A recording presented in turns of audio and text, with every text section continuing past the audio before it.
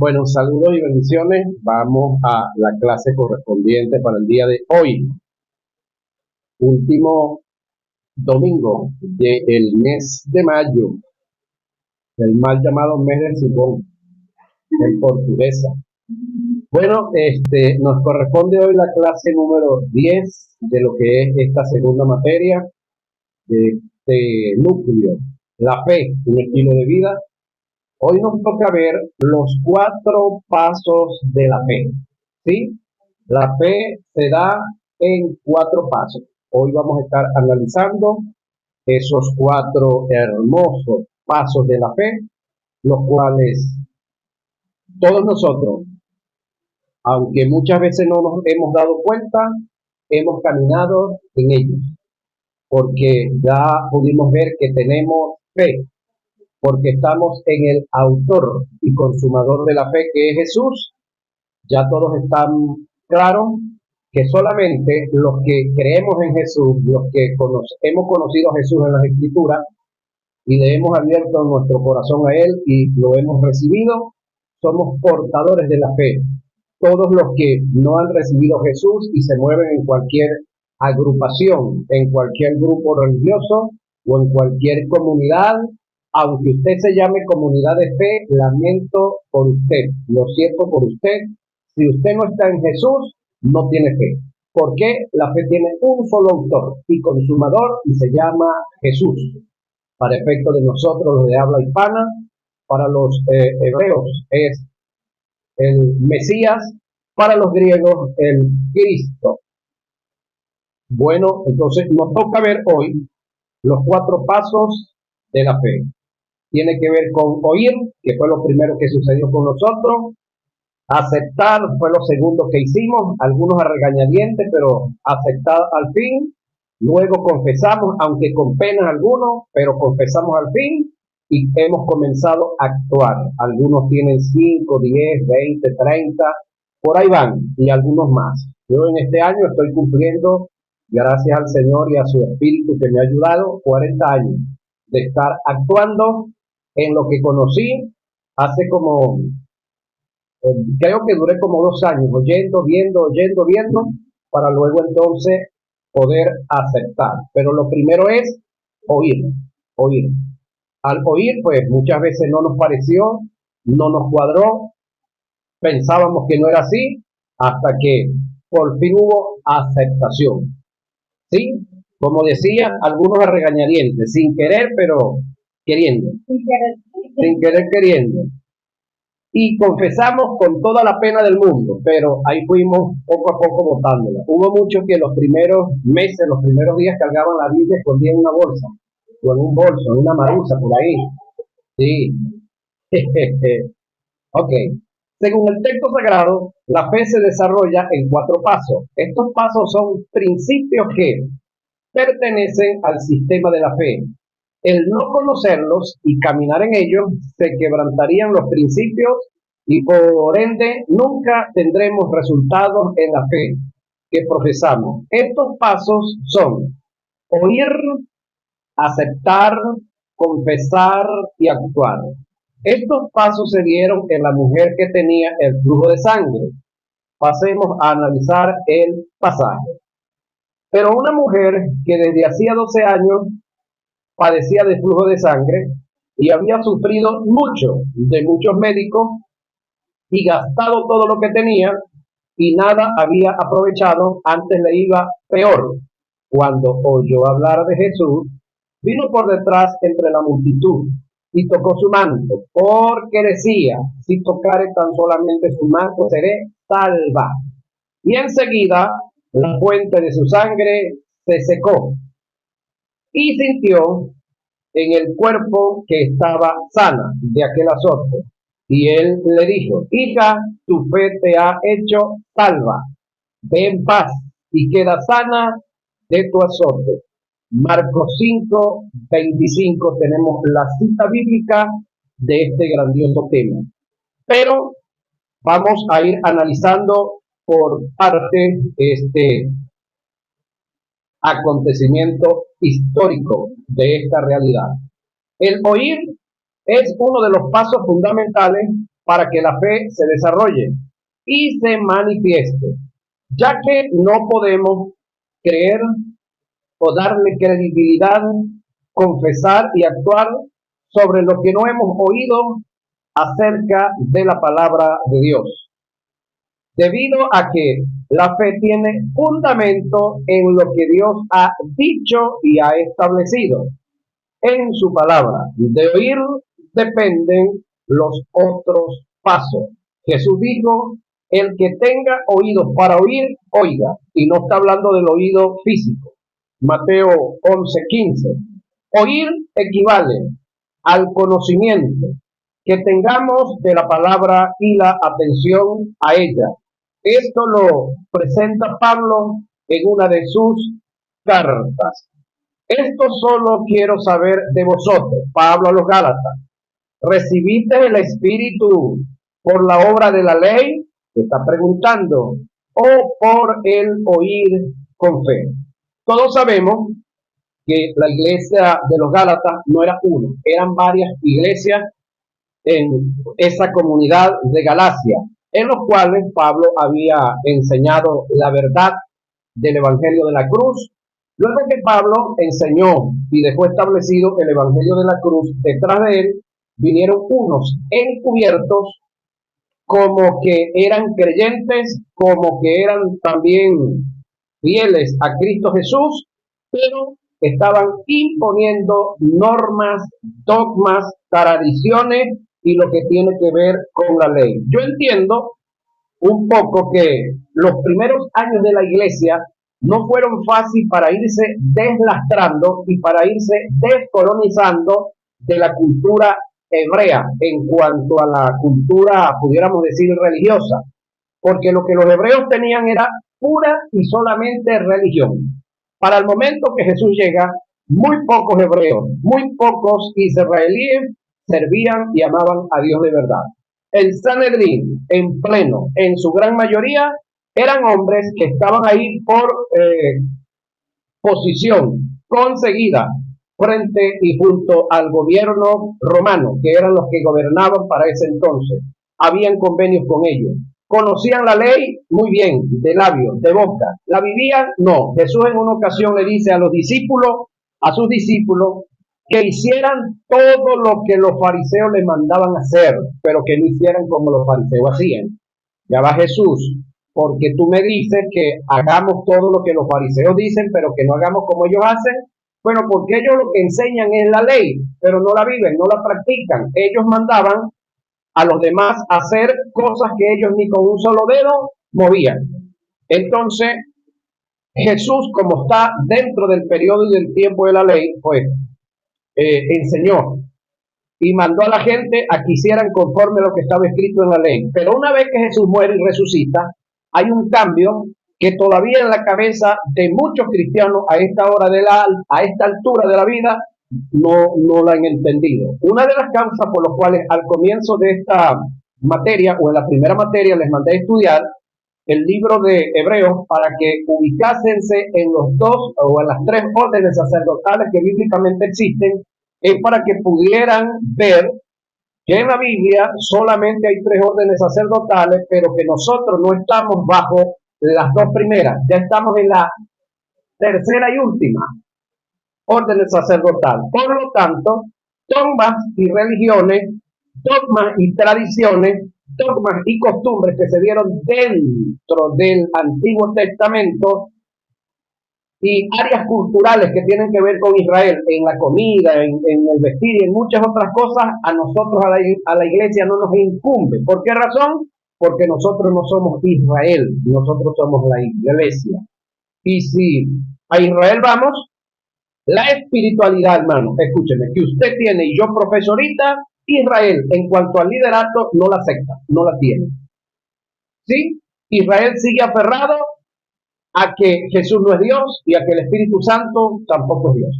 Es decir, a ellos no les cabe en la cabeza lo que Dios entendió, que hay un Dios trino. A ellos no les cabe en la cabeza. Eso. Ellos no aceptan que hay un Jehová Dios, que hay un verbo que es Dios y que hay un Espíritu Santo que es Dios, y mostrándose ellos desde el Antiguo Testamento para acá.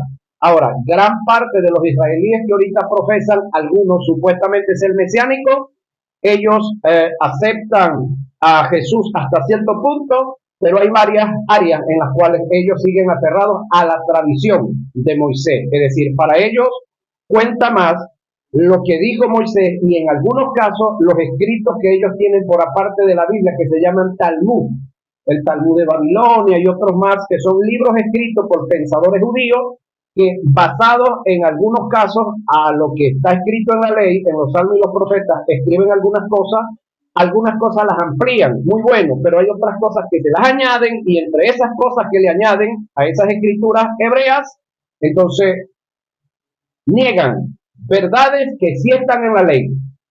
Y para ello, a veces más importante lo que dicen sus escritores no bíblicos. Y eso es un grave error. Ahora, en el caso de nosotros, el oír equivale a conocer, pero en este caso me refiero a los 66 libros que tenemos. Que tengamos de la palabra y la atención a ella. Esto lo presenta Pablo en una de sus cartas. Reitero lo que le dice a los Gálatas. Esto solo quiero saber de vosotros. Y esta es una pregunta para usted y para mí en este tiempo también. ¿Recibiste el Espíritu por las obras de la ley? No. En el Antiguo Testamento y en la ley nadie recibió el Espíritu. O por el oír con fe. Gálatas 3:2. Creo que usted y yo estamos claros aquí que nosotros hemos recibido el Espíritu es por oír con fe. ¿Por el oír qué? El oír acerca de la historia de Cristo Jesús, del gran Mesías Cristo, que por supuesto viene de origen hebreo, de origen judío, indiscutiblemente.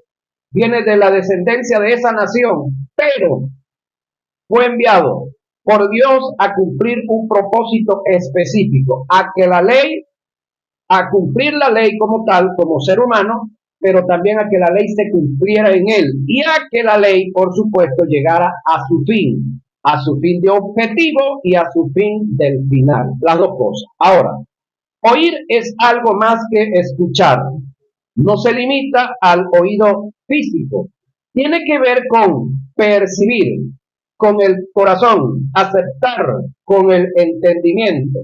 Alguien dijo, para mirar al cielo tengo que observarlo unas cuantas veces para poder verlo, porque podemos tener nuestra mirada en el cielo y tener la vista en otras cosas. Por igual, podemos estar escuchando algo y no oír nada. Por esta causa, decimos que el oír no se limita al oído físico, sino a la atención y a la diligencia que tengamos de aquella información que percibimos a través de los sentidos físicos en relación con la palabra de Dios. Oír tiene que ver con el conocimiento y la comprensión que tiene como producto del escudriñar, el indagar, el investigar, la búsqueda, el meditar, estar atento y diligente, el ser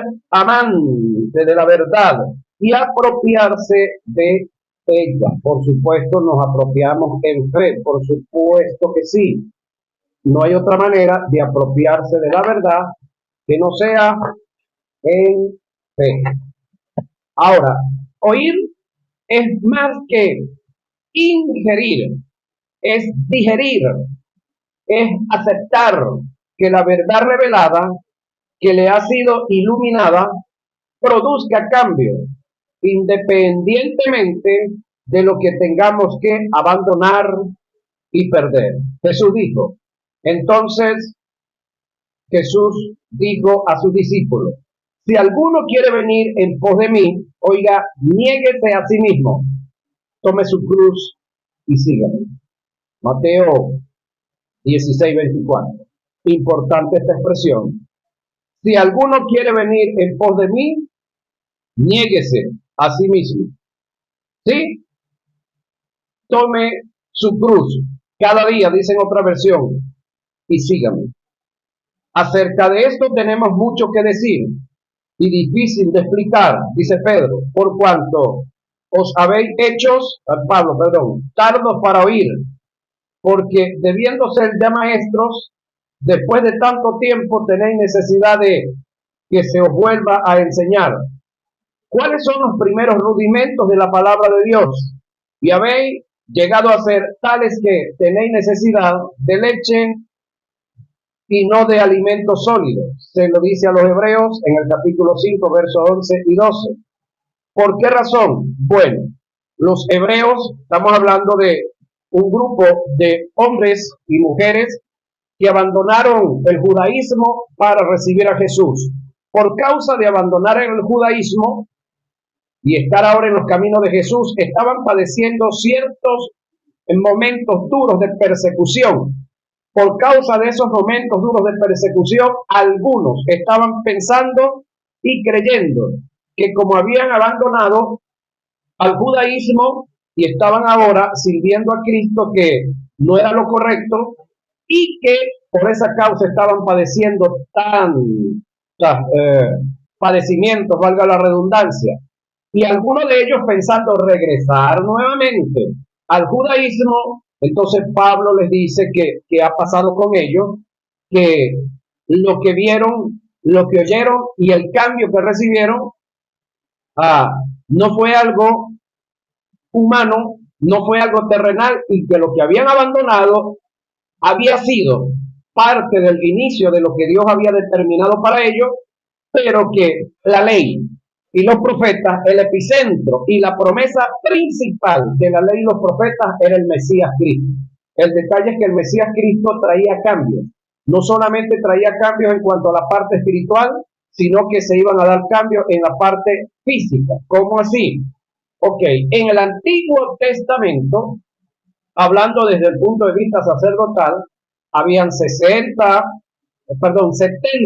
sacerdotes junto con el gran sumo sacerdote y un vitalicio, que eran los que ministraban la parte del templo. Ellos no quisieron recibir a Jesús como el Cristo, como el Mesías. Por lo tanto, ese ministerio llegó a su fin. Jesús llama a su ministerio a 12 individuos, a 12 personas, de entre los cuales ninguno de ellos entró.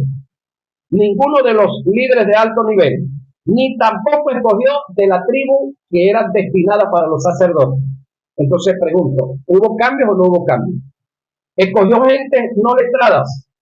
Ahora, todos los que pertenecían al gremio sacerdotal eran letrados y de una sola tribu, entre los cuales escogió a gente que se comportaban como enemigos de Israel.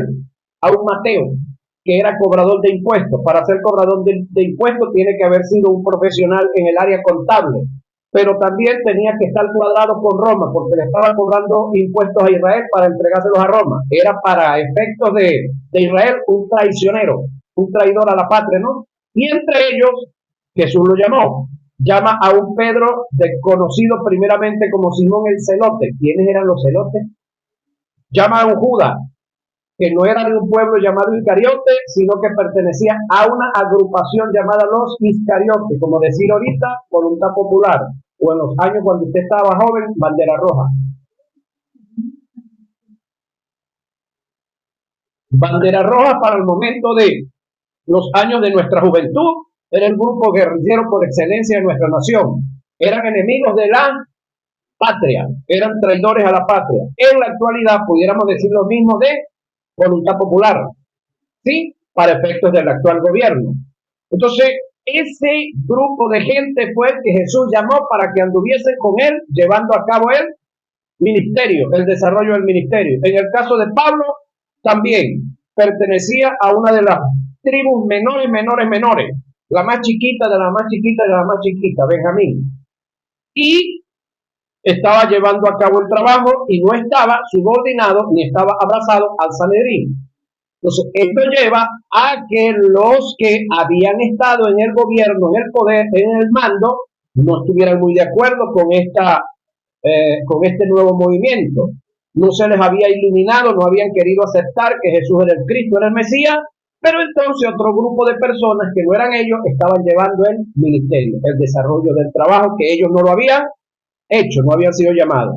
En el ministerio de, pudiéramos decir, el Sanedrín, no habían sanidades, no había milagros, no había expulsión de demonios. En este ministerio ahora, en el cual estuvo Jesús, pero ahora estaban los discípulos, quedaron los apóstoles, había todo lo que le acabo de decir. Sanidades, expulsión de demonios, conversión de la gente, y así por el estilo, pues la gente se regocijaba.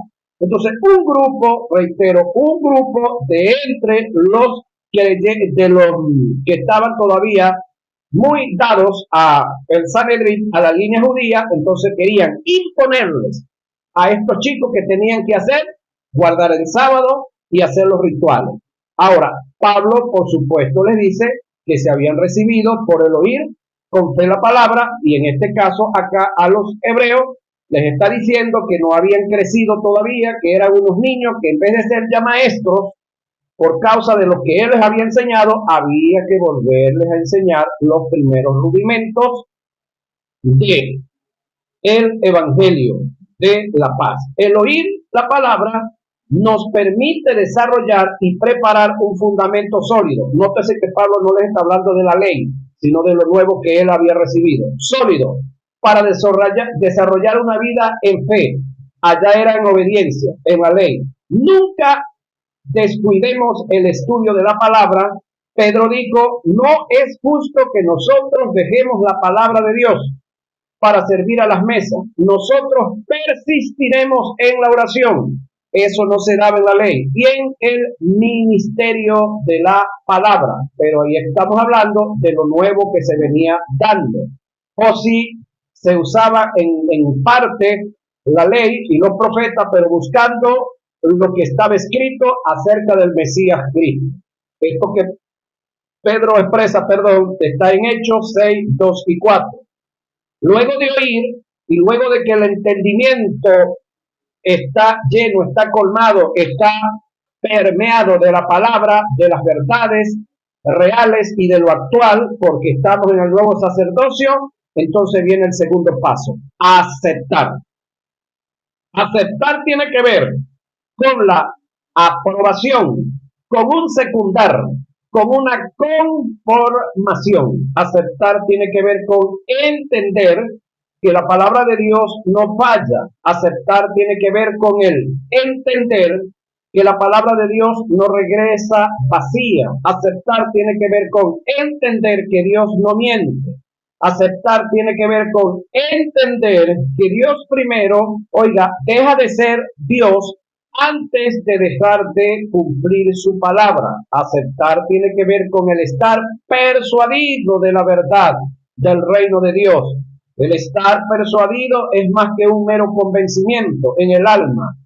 El convencimiento en el alma es intelectual, es algo que tiene que ver con lo relativo. El estar persuadido es un convencimiento absoluto en el espíritu. Es aquello que te lleva a tener una firme determinación hasta el punto de que por nada abandonas la verdad que tiene relación con el reino de Dios. Pero persiste tú en lo que has aprendido y persuadiste, y sabiendo de quien has aprendido, y que desde la niñez, hablando a Timoteo, has sabido las sagradas escrituras. Segunda a Timoteo 3, 14 y 15. Nota, una vez que oigas la palabra, debes aceptarla sin cuestionar, ni vacilar, ni opinar, ni dudar, entendiendo que esta es la verdad de Dios y que Él no miente. Pablo dijo, pero teniendo el mismo espíritu de fe, oiga lo que viene, conforme a lo que está escrito, creí. Segunda a Corintios 4:13. Reitero el texto. Pero teniendo el mismo espíritu de fe. ¿Cómo así? Analicemos esto un poco. Pero teniendo el mismo espíritu de fe. ¿Cuál espíritu de fe? El que tuvo el que escribió lo que escribió. ¿Sí? Para escribir lo que escribió el escribiente acá, el escritor, tuvo fe, porque él recibió la palabra, ¿a dónde? En su espíritu. Y la llevó, la plasmó a la pluma, la escribió. Entonces, aquí hay una demanda para mí y para usted, pero teniendo el mismo espíritu de fe, conforme a lo que está escrito. Creí. Creer tiene que ver con el haber oído primero y tiene que ver con el aceptar. Tiene que ver con el determinar que así como está escrito, por supuesto, usando los medios correctos de interpretación, tenemos que tener esa aceptación. Permiso. Así como está escrito, reitero, usando los correctos medios de interpretación, debemos tener esa aceptación conforme está escrito para el sacerdocio, para el momento suyo y mío, que es el actual. Ahora, una vez de haber oído y aceptar, viene el tercer paso. ¿Cuál es? Confesar. En cuanto a este tópico, debo presentar una verdad que es de suma importancia. El confesar no tiene nada que ver con el decretar, declarar, el común que hay por ahí, con el recibir, con el recíbelo, el rechazo, entre otros. Estas son prácticas relativas a la presunción introducida en la iglesia, conllevada por la metafísica de Connie Méndez. No sé si alguien sabe de esta individua. Una venezolana de tamaño corto, pero que fue una gran mujer en cuanto a la metafísica, escritora de libros y todo. Entonces ella, pues, hay una serie de expresiones que ella sacó y dijo en cuanto a la parte mental y que andan rodando ahora en muchas congregaciones. Muchos ministros se la pasan ahora confesando, decretando y cuantas cosas más, pero no desde el espíritu, sino desde un conocimiento intelectual y repitiendo como un loro lo que ven decir a otro, sin buscar el fondo de dónde viene eso. Ahora, si esas acciones y esas actuaciones las vimos en Jesús y las vimos en los apóstoles, excelente, pero creo que esas se han visto en la señora Connie Méndez, por supuesto venezolana. Ahora, una muy famosa en los libros de metafísica. Ahora, es una doctrina satánica que pretende ocupar y reemplazar las expresiones dichas por Jesús en la oración que hiciera en el Getsemaní, cuando dijo, hágase tu voluntad. El poder no está en confesar al azar, vagamente, sino el confesar en fe, lo ya en fe lo que ya ha sido decretado por Dios. Es decir, nosotros no estamos para decretar, nosotros estamos para confesar, para corroborar, para secundar lo que ya Él decretó. ¿Sí? Porque ¿quiénes son los que tienen poder para decretar en el área del gobierno? El presidente de una nación, el líder del Tribunal Supremo de Justicia, el gobernador de un estado y el alcalde de un municipio. Ellos son los que sacan los decretos. ¿Qué hace el resto de los funcionarios?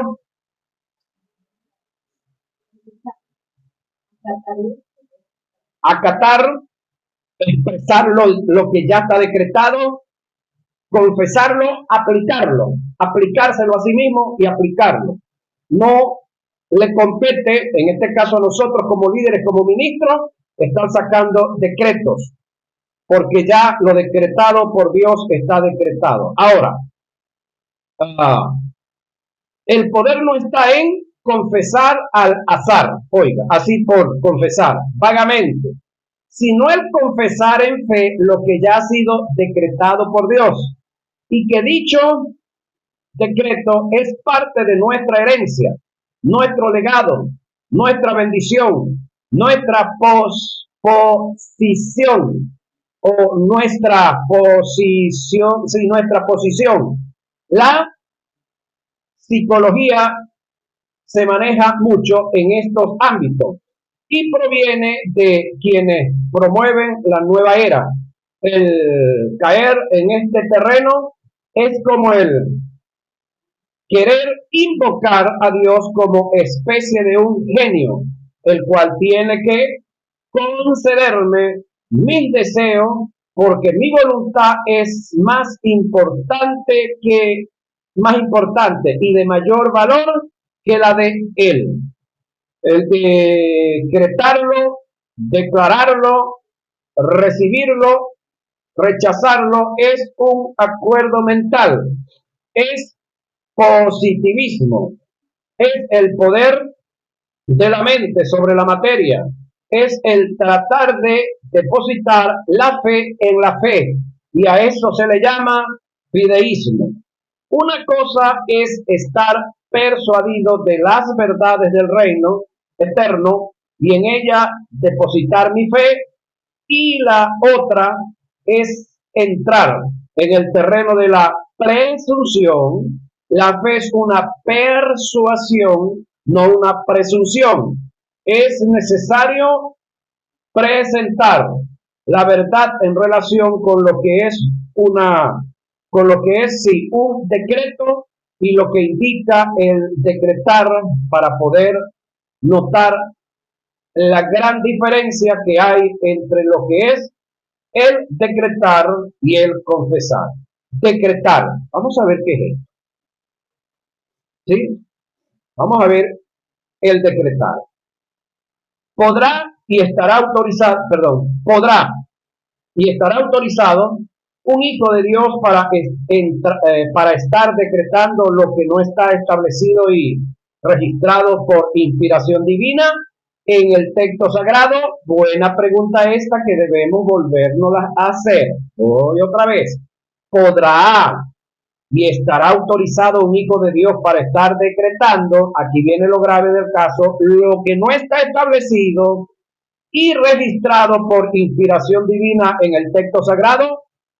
Para responder estas interrogantes debemos hacer un estudio exegético y etimológico de lo que indica y encierra un decreto.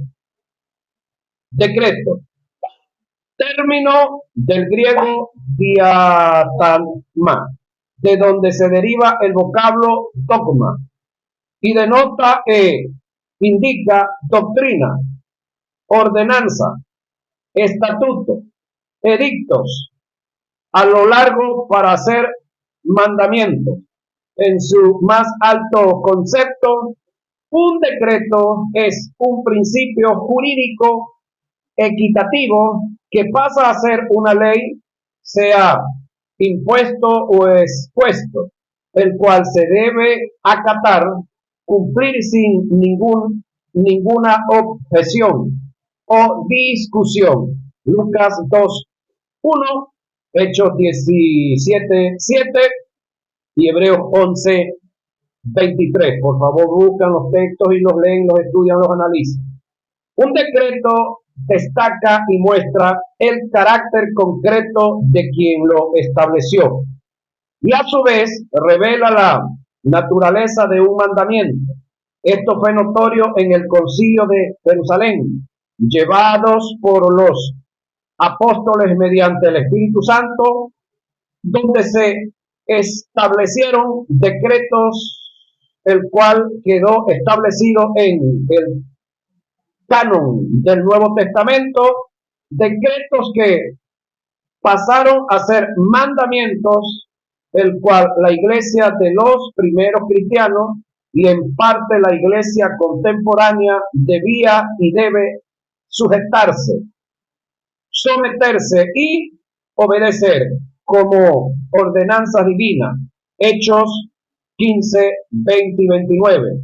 En relación con Dios y la iglesia como sus hijos, como el cuerpo de Cristo y morada del Espíritu Santo, el único que está en la autoridad para decretar y establecer una palabra divina en el cual el creyente debe caminar en fe es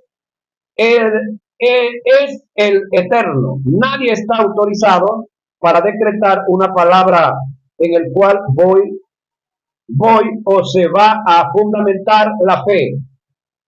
Nuestra fe debe estar fundamentada en lo que ya Dios, decretó y quedó establecido como un legado, una bendición, una promesa.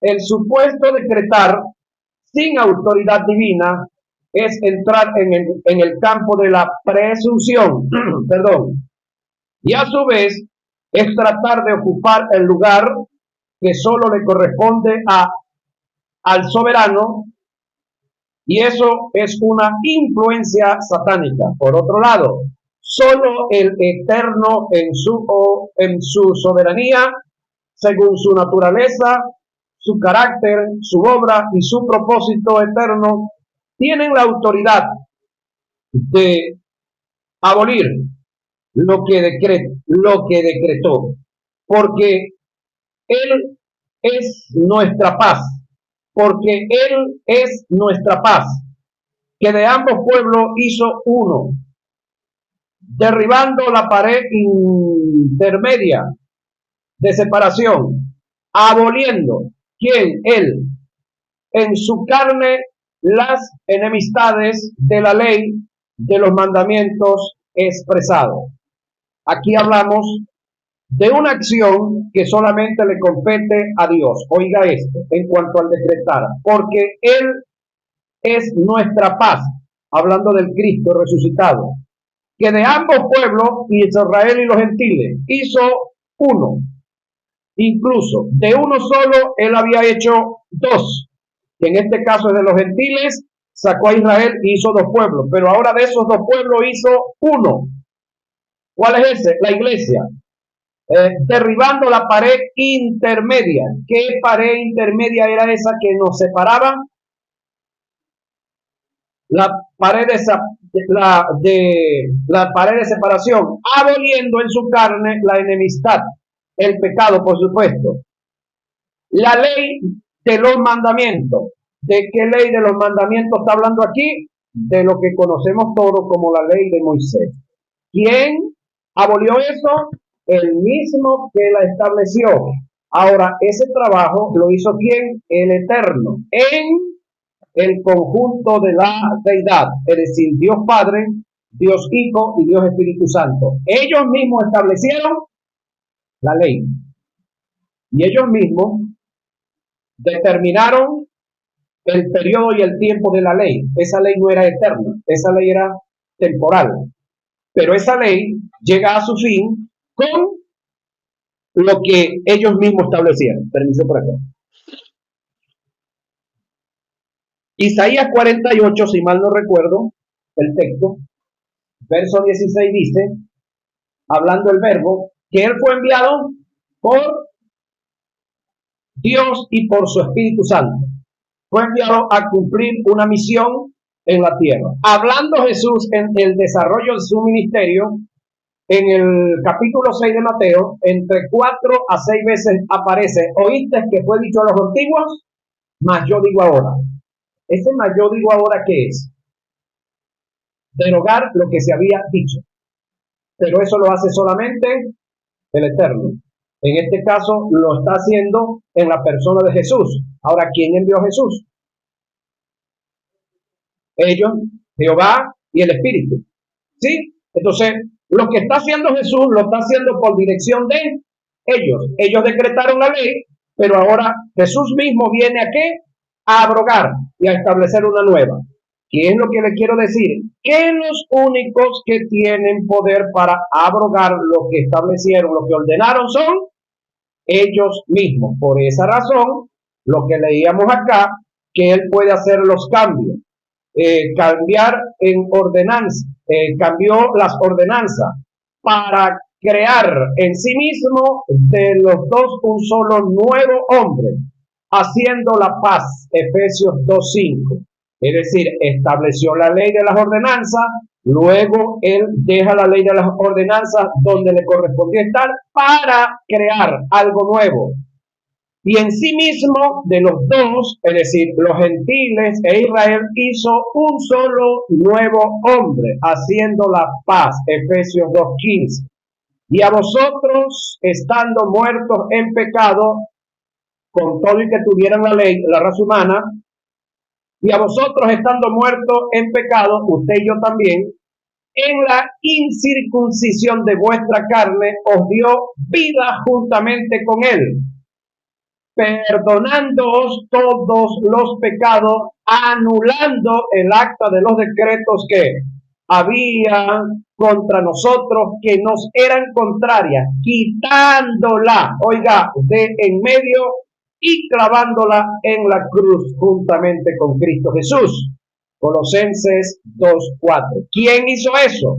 El mismo que nos salvó, el mismo que ha establecido decreto, que aun siendo nosotros pecadores, Él determinó cambiarnos, Él determinó perdonarnos, Él determinó quitar de nosotros el pecado, y los que fuimos pecadores, Él nos dice ahora que somos justos.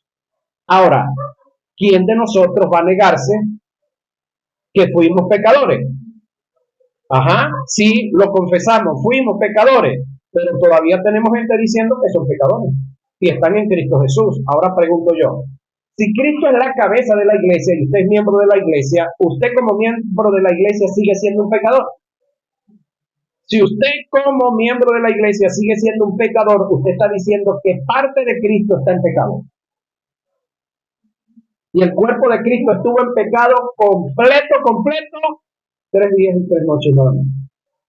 Después de esos 3 días y esas 3 noches, el pecado fue destruido, acabado, derramificado, pulverizado, aniquilado. Es decir, el pecado para efecto de él ya no tiene existencia, realidad. Él lo acabó, lo destruyó. Entonces, si él fue resucitado en la gloria que fue resucitado, y como fue resucitado y el pecado, de acuerdo a lo que está escrito, fue derramificado, pulverizado, es más, fue profetizado eso antes que pasara, sí. Juan el Bautista en la orilla del Jordán, cuando vio venir a un hombre entre la multitud, lo señaló y dijo, he ahí el Cordero de Dios que quita el pecado del mundo. Entonces, eso tenemos que conocerlo, eso tenemos que aceptarlo, eso tenemos que confesarlo y actuar en ello.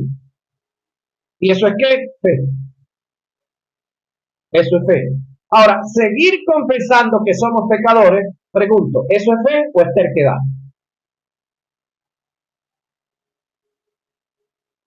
Ahí sí me gustaría que se la respondieran ustedes. Pregunto, todos los que estamos aquí en esta aula de clase y los que me están viendo en el video, todos nosotros pasamos una etapa de la niñez. Pregunto, ¿nosotros seguimos en la etapa de la niñez? Todos nosotros pasamos la etapa de la adolescencia. ¿Seguimos en la etapa de la adolescencia? Todos pasamos la etapa de la juventud. A mí me queda un rastrico por ahí, final ya. ¿Será que seguimos en la juventud? No, eso quedó atrás. ¿Por qué entonces no confesarlo? ¿Por qué no ubicarnos en lo que somos ahora? Fuimos, sí, niños, fuimos adolescentes, fuimos jóvenes, tiempo pasado. Esto es una verdad paralela.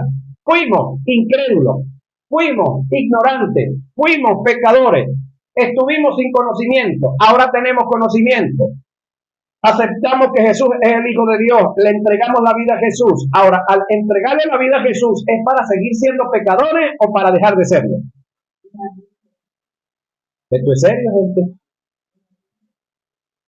Entonces, conocemos, oímos, aceptamos, confesamos y actuamos como tal. Estos son los pasos de la fe.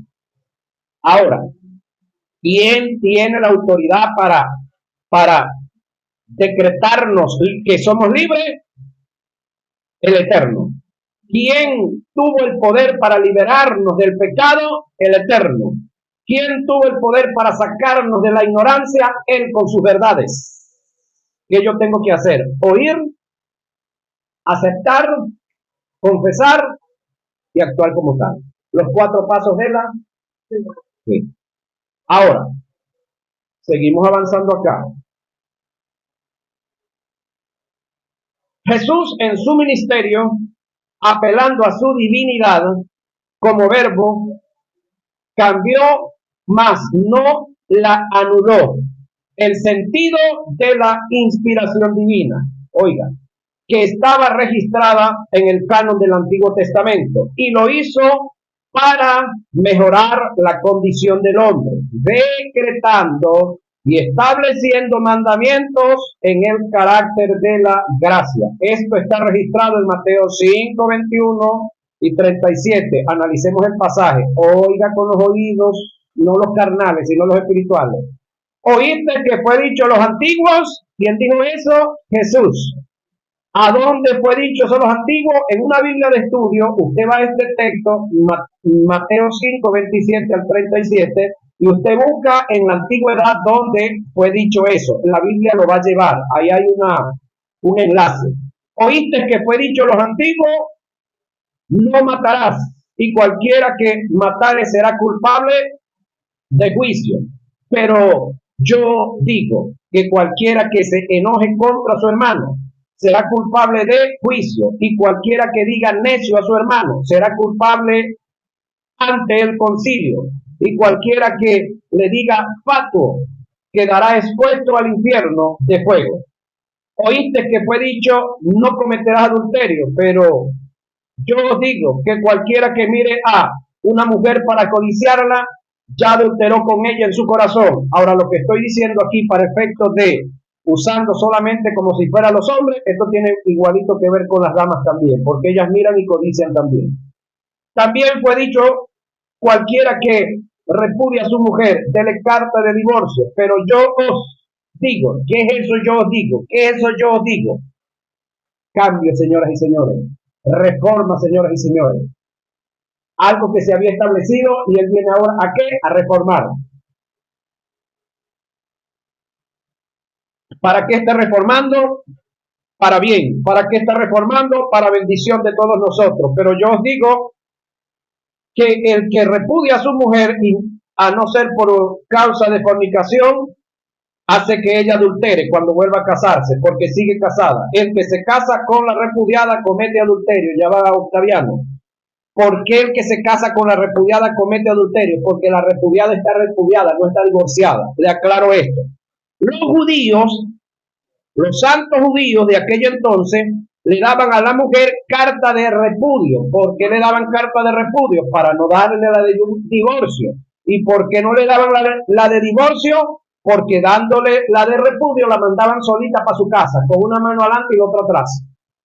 Y si le daban la carta de divorcio, entonces tenía que darle la mitad de los bienes. Entonces los zánganos judíos, que no eran tan santos como usted se los cree, los zánganos judíos que se la inventaron y con el apoyo de los sacerdotes de eso entonces, que tampoco eran tan santos, los bandidos estos, porque respaldaban esto en cuanto al apoyo a los hombres para fregarle la vida a las mujeres de aquel entonces les permitían darle carta de repudio en vez de darle la de divorcio. Dándole la de divorcio tenían que darle la mitad de los bienes. Entonces con la de repudio la despachaban, como le dije, con una mano adelante y la otra atrás, pero la dejaban amarrada. Ella seguía casada, no se podía casar con más nadie. Porque si ella en esa condición se casaba, iba a cometer adulterio, porque ahí era donde estaba rompiendo realmente el matrimonio. Ahora, además, habéis oído que fue dicho a los antiguos, no perjurarás, sino cumplirás al Señor tu juramento. Pero yo os digo, cambio, señores, reforma. ¿Quién estaba haciendo esto? Cristo Jesús. No juréis en ninguna manera, ni por el cielo, porque es el trono de Dios, ni por la tierra, porque es el estrado de sus pies, ni por Jerusalén, porque es la ciudad, del gran rey, ni por tu cabeza jurarás, porque no podrás hacer blanco o negro un solo cabello, pero sea vuestro hablar sí, sí, sí, no, no, porque lo que es más de esto, de mal procede. Oíste que fue dicho ojo por ojo y diente por diente, pero yo os digo, ¿cómo se llama esto? Reforma, cambio, transformación.